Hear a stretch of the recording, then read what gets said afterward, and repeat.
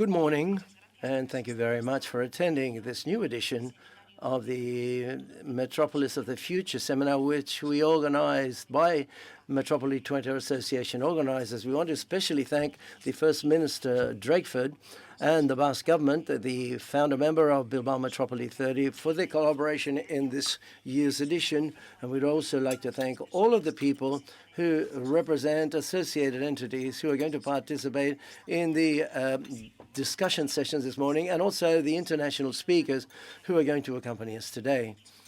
I want to excuse the attendance of our President, José Antonio Garrido, who, due to family reasons, has not been able to be with us today, and as had been foreseen, and he's asked me to personally convey his gratitude to all of these people, attendees as well as speakers this morning. The objective of this seminar, Metropolis of the Future, is to share international projects and experiences linked to the global urban challenges that may be of use for our metropolis. In this way, our association, Bilbao Metropoli Center, meets one of its main functions, which is to explore ideas and initiatives and projects of a strategic nature and of great intellectual appeal that will help us to go strategic, to allow us to strategically reflect and advance through the revitalization process of our metropolis. Metropolis is a public-private association which has 140 public institutions, private companies, social associated social organizations. He's speaking in Basque now.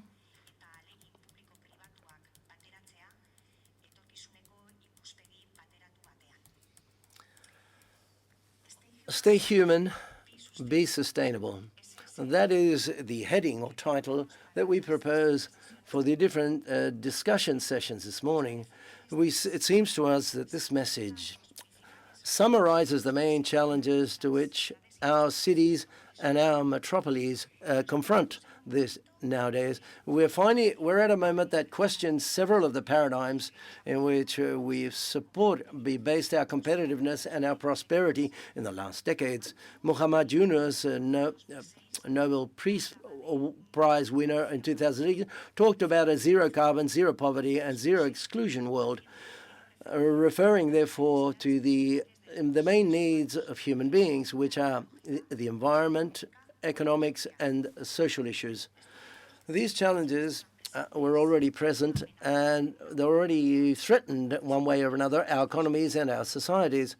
But we also know that the COVID-19 pandemic and the Ukraine war have contributed to magnifying this and make them even more noticeable. This crisis has made us examine ourselves, and we've been aware of our crystal or glass structures.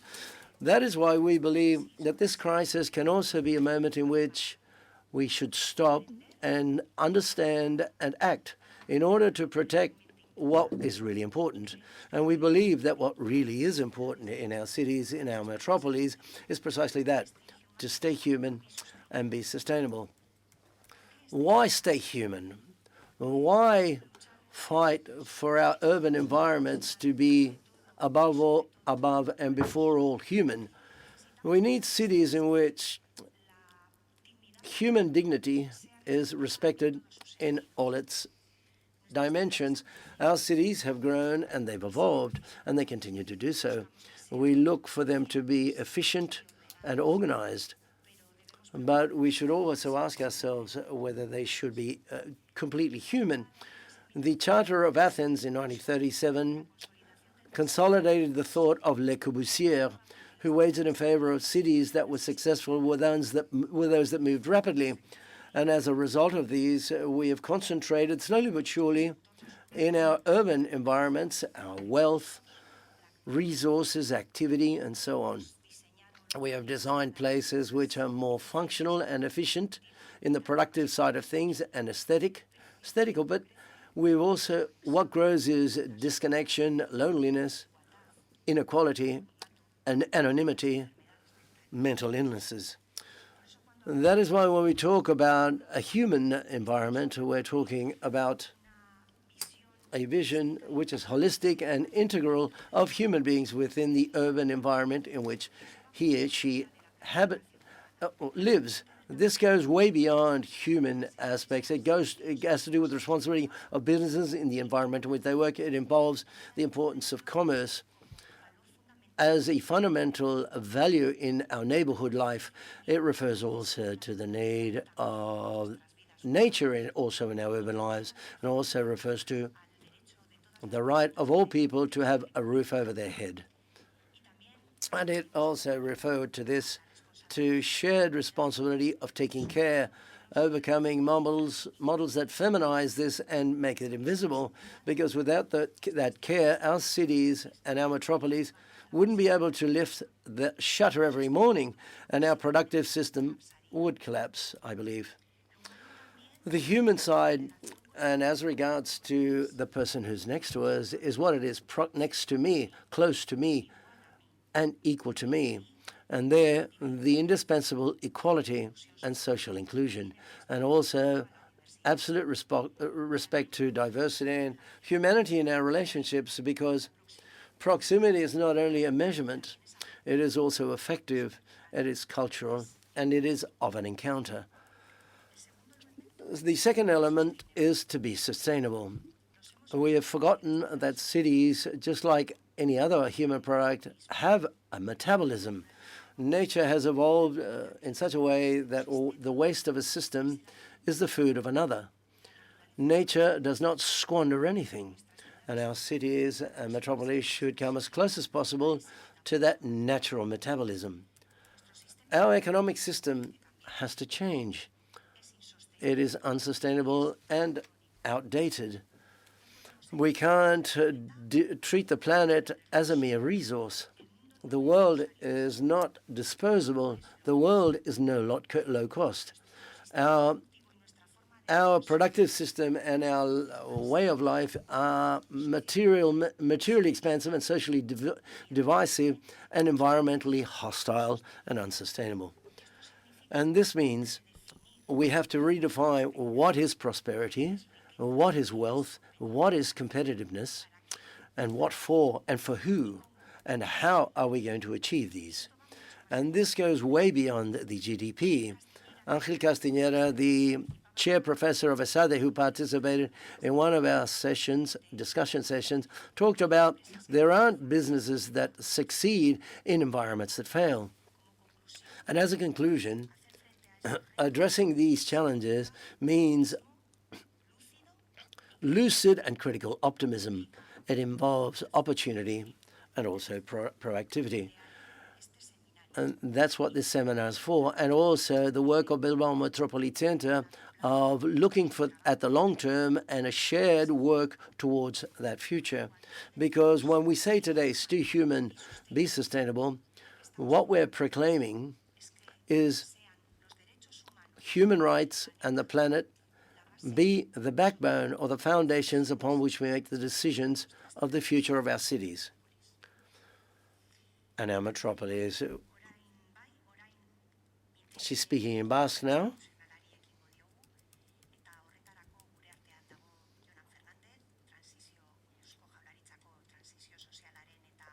She's now introducing the next speaker, Jonan Fernandez.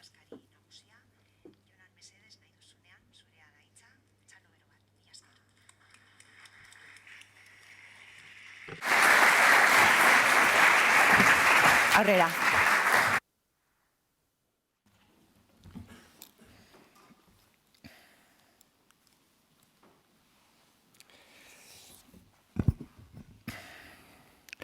Mark Drakeford. He's speaking in Basque now, and when he speaks in Spanish, we will translate for you.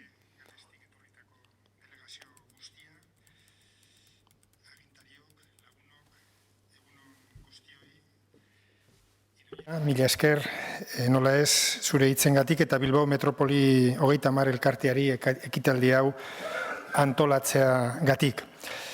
Ongi etorriak esan zaitezte guztiok Bilbao Metropoli 30 elkarteak antolatutako etorkizuneko metropoliei buruzko hitzaldi honetara. Aspaldikoa da Galesko herrialdearekin dugun harreman. He will be repeating what he says now in Basque and Spanish. Orduan, Euskadira finantza ministroa zelarik. Ostean, garai hartako First Ministrarekin, 𝐏𝐨𝐬𝐭𝐢𝐠𝐨ekin, alegia lehendakariak MOU-a sinatu zuen. Edozelan ere, oraingoan Galesko First Ministra baten lehendabiziko bizita ofiziala da Euskadira. Galesek 1989 urtean bere asanblada berreskuratu zuenetik. La relación The relationship between the Basque Country and Wales goes back many years, but the landmark of the cooperation relationship with Wales took place in July 2018. We signed with then in Cardiff a memorandum of understanding between both territories, which has enabled us to develop different activities, collaboration activities. The memorandum promotes cooperation areas like industry, innovation, mobility infrastructures and transport, the agri-food industry, climate change, marine energies, training, social policies and family reconciliation, as well as tax issues. This morning we got together. We've been able to see that apart from these issues, we're interested and we share issues such as Sustainable Development Goals and the 2030 Agenda, the demographic challenge, the migratory issues, and many others. With the signing of that memorandum, 𝐏𝐨𝐬𝐚 to the strategic alliance network developed by Basque Country, made up by leading nations and regions. For Euskadi, Wales is a strategic partner. It is also for Wales in its internationalization strategy. We share the commitment of social policies and the participation in the Atlantic Arc. A commitment was signed yesterday that the First Minister of Wales had with the Basque President. Prime Minister 𝐏𝐨𝐬𝐭𝐢𝐠𝐨, the Prime Minister of the Basque Country, is promoting the Atlantic Arc, and he pursues, along with his partners, to achieve an Atlantic macro region from which to sketch a joint strategy. He's now speaking in Basque. Partekatzea. Non, Metropoli gero eta bizigarriagoak eta gizatiarriagoak sustatzeko helburua partekatzen dugun. Asmo hau, goiburu izan da, barneratua gauden 3 transizioi aurre egiteko, hau da, transizio soziala, energetiko klimatikoa eta ekonomiko digitala, gure ibilbide horria, 2030 agenda da. Atzo, 2030 ikuspuntutik, igorri genuen nazio batuetara garapen jasangarrirako helburuan betetzearen 6. borondatezko jarraipen txostena. 2018an Euskadikoa izan zen aurkeztu zuen estaturik gabeko lehen gobernua. 2030 agendarekiko konpromiso horren edapena dokumentatzen du txosten honek Eusko Jaurlaritzak oro har garatutako 1700 jarduera esanguratsu baino gehiagoren balantzea laburtuaren bidez. Decía que acabamos de... I was just saying yesterday we sent the second report for the monitoring and our commitment with the 2030 agenda. For the first time, we've added to the 6th report a specific report for the monitoring of the urban agenda in the Basque Country, a document that has a direct relationship with everything that's going to be addressed today in today's seminar, this international seminar vis-a-vis everything that has to do with urban issues. I think it's also important to highlight that the analysis can not only be local, neither the Basque Country or Wales can look at the development of the Sustainable Development Goals that are from only a local perspective. It should be global, and also from that point of view, it seems to me important to highlight that the Basque Prime Minister sent to the United Nations a few weeks ago the No 2030. The objective is to set up 2023 as a point of inflection globally and locally vis-a-vis the SDGs. In September in SDG, what it has to do is this has to be an opportunity in September in the summit. Not only a summit should be reduced to a summit of heads of state. We are in the middle in 2023 of the 15 years that Agenda 2030, when it started in 2015 to 2030. So therefore, it's a key strategic year. the global balance of meeting Agenda 2030 is not good. That is to say, the world, the states, and at an international level, is not sufficiently meeting the commitments vis-a-vis sustainable development goals. So therefore, the No 2030 proposal is necessary to widen the format, broaden the format and the effects of the summit held in September to share a rigorous assessment and self-critical of what is the commitment of Agenda 2030 from 2015 to 2023, and also a panel of executive priorities from 2023 to 2030. It proposed, in the sense, a definition of commitments, which is premises that there should be no dilations. Their commitment with SDGs is now, or it won't be. 2030 is now. Now, 2030 is now. At the end, in short, the Basque government in this proposal requests and offers commitment. It requests a global reaction of firm commitment in the years from here to 2030, and offers and also reivindicates the role and commitment of local, regional, and non-state governments in the localization of SDGs and their participation in a better global co-governance of Agenda 2030, participate and governance of governments like the Basque government and the government of Wales, that we have a lot to say in the development and commitment of the SDGs. He's speaking in Basque.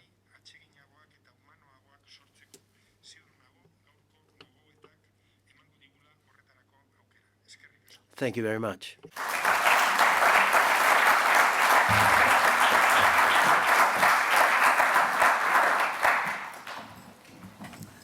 Eskerrik asko, Jonan, por poner encima de la mesa esos retos sin dilación que tenemos y por también enfatizar el compromiso necesario de the necessary commitment and the world in the advance of sustainable development goals. Drakeford, First Minister of Wales. Good morning, Mr. First Minister. Thank you for accepting our invitation to take part in this seminar, and welcome to Bilbao. Mr. Drakeford serves as First Minister of Wales since 2018. He previously served in the Welsh Government as Cabinet Secretary for Finance and was previously Minister for Health and Social Services. He was a lecturer at the University College of Swansea and at Cardiff University, and he also was Professor of Social Policy and Applied Social Sciences at Cardiff University. As it's evident, the First Minister's academic and political career has been linked to social policies, and indeed that will be the content of his institutional presentation today at the seminar. We therefore look forward to hearing from him his vision. Thank you very much again for accepting our invitation. Cambri and Bit, long life Wales, and again, welcome to Bilbao, welcome to the Basque Country. The floor is yours. Thank you.